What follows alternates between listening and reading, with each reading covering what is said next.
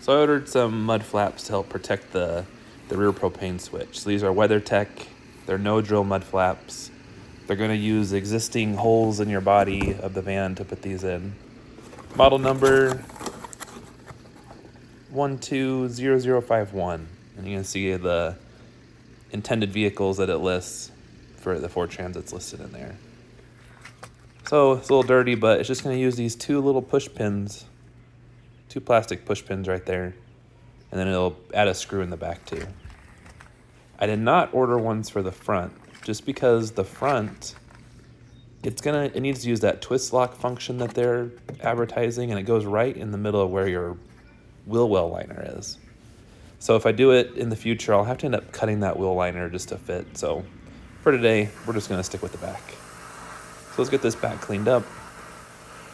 Just using a pressure washer, just getting rid of the stuff that's kind of built up in there, clean all the grime off. You can kind of see there's like a area where there's no coating. So I'm going to use Rust-Oleum's underbody. It's kind of like the rubberized black, and just get this part. This part's going to be trapped behind the wheel well, or behind the mud flap. So I just want to make that protected.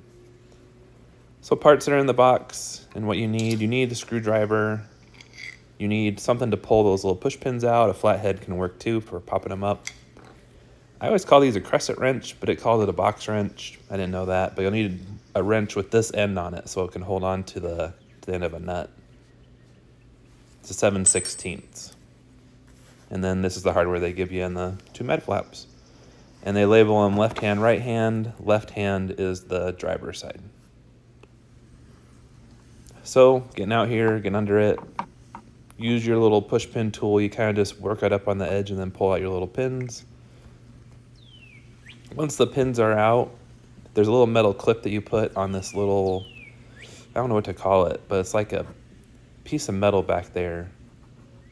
Put that on there, but make sure you can still see light through it, because a little screw is going to go through a little hole right there.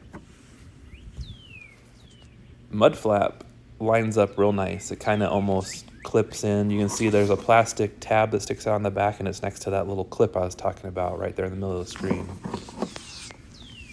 It's just a little like pro tip or a hack. Get some painter's tape and put it on your little wrench to hold the nuts in, because you have to do this blindly, and every time this little nut falls off there, you have to take the mud flap off in order to be able to get it back out, because it falls like this little crack. And I used a Phillips head on a socket wrench instead. I couldn't find my stubby Phillips head screwdriver.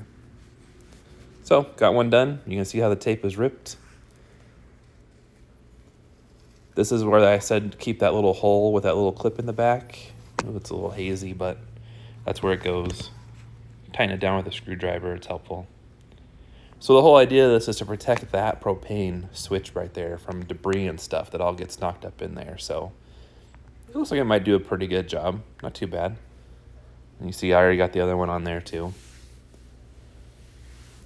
Not the easiest to install. Well, maybe easy install, but kind of frustrating if those nuts keep falling off. One gripe, the hardware was silver and everything is black. So glad they give you instructions. You can rip a hole in them and use it as a template. And I painted those black with that same rubberized coating. And then just an update just to show the van. Progress is being made in the back. I got it kind of laid out how I want it. Matches are on order. So like and subscribe for more content. Thanks for watching.